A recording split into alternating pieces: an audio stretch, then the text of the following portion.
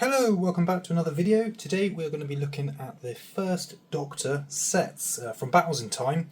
This is going to be the first set of multiple, whereby we're starting with the First Doctor, Second Doctor is going to be this month, and in the following months we're going to get a new Doctor every month.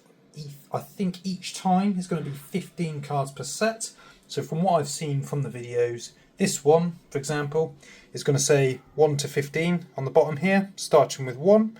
And then I think on the Second Doctor set, we'll still have 1 to 15 maybe here, but this number will keep going up. So each set will have 15 new cards. As you can see, I have already unboxed one. I've put them in their sleeves. I did create another video. However, I kept saying every 3 seconds, which I'm trying to limit. So instead, I've decided to restart. When you get the boxes, they arrive like this, a sort of foil shiny box, very thin. I think some people have mentioned that for the price of what was effectively the Retroduction set, they're a bit disappointed in what they get. However, me being a Battles in Time absolute fanatic, I don't think there's anything that will make me not want to collect these, but we'll see. On the front, you can see William Hartnell with a shiny, if it will focus, come on, First Doctor logo, Battles in Time, and as you can see with it, if I shine it lightly, William Hartnell has not got the foil effect, so he's very visible wherever you do it. As you can see, this is a very shiny box. It's very much akin to a box being covered in cellophane, however, this is not. On the back, you'll see the Battles in Time logo, new Doctor Who, First Doctor, as well as it's a limited edition of 1000. This limited edition set of 15 cards features some of the greatest characters and monsters from the First Doctor's adventures. Each black and white card is printed on foil and is a true collector's item. On the back here you'll get the other sort of display things that you would normally get on the back of a Battles in Time card, as well as the website newbattlesintime.com. And on the side you'll also get the same Battles in Time and then First Doctor. I'm very much a big collector of these cards, as I'm sure you know, so I have 2 sets of everything, and then I need to collect a sealed box of each. So that therefore I've bought 2 sets of cards, and these will be kept sealed. And looking at this, it'll be quite nice to see First Doctor, Second Doctor, Third Doctor, and so on. But yeah, it's very much a nice sort of display piece that will go on my shelf. So when you open the cards, you're greeted by the 15 First Doctor cards. Every box I've opened now, they are in random order. They all obviously all in there, however they do seem to be thrown in. So I have, just for ease, put them in number order where we can view them in all their glory. They feature a beautiful shiny silver foil, if I take it out the sleeve, which may defeat the purpose. However, you can see that's a very shiny silver foil, keeping to the black and white in which these episodes would have been featured.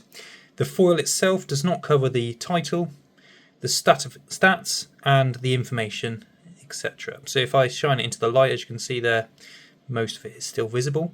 It also features a gold First Doctor logo, as seen on the original Retroduction prototypes, as well as what will be the limited edition Obliterator sets, all of which feature in this gold foil. On the back, it's very much the same as we have seen with all the new Battles in Time sort of background, where it's from the 2023 specials and the original Battles in Time 2006 logo. So if we just put this back, we'll go through each one. So this isn't the first time that original series have been featured in Battles in Time.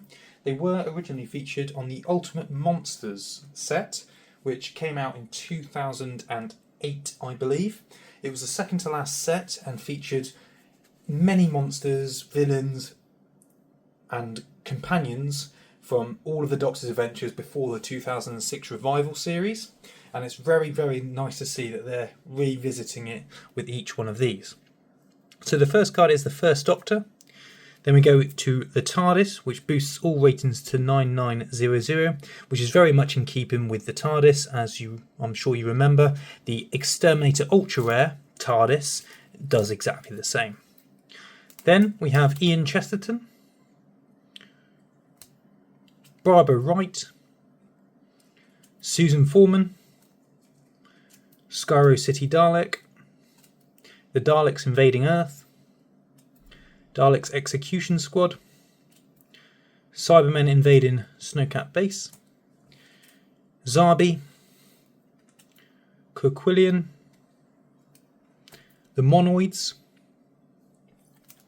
the War Machines, which has been featured before, Wright, which also has been featured before, and the Toymaker. So comparing these cards to the original Ultimate Monsters cards, you can sort of see the difference, where I think it being in black and white really adds to the history of the show. These were obviously coloured to match the age group of what Battles in Time was for, younger boys from 6 and up, which is when I believe I was collecting it. And these just really show off the history of Doctor Who, the fact it's black and white, it's foil. I really like the direction they've gone on this one. Same with War Machine here. They featured that previously. I believe the actual same image has been used. Obviously they've added a bit of colour to this one. Though as you can see in the background here, this is all still black and white. They've added orangey fire just to add a bit of colour. However, if you look carefully, it's effectively what it is. It's probably the same stock image used. However, this is black and white and a beautiful foil. Overall, I'm really happy with this set and I'm looking forward to more to come. The price of £24 is a somewhat limiting factor to some. I've seen some comments. However, I'm sure with it being a limited edition of 1,000, I'm sure very much like we've seen in the original cards, i.e. the test set Super Rose and other Super Roses, they're going to likely hold their value. So if you're as much of a collector as I am, I would say it's well worth getting one just to have in your collection, even if you don't open it. Thanks very much for watching. I'm going to try and do more of these videos and get more comfortable behind the camera. Let me know what you did think of the video, and if there's anything I can improve. I'm always open for feedback, and I'm hoping very soon I can open an obliterator box to get you all buzzed for the new release. Thanks very much for watching. Take care.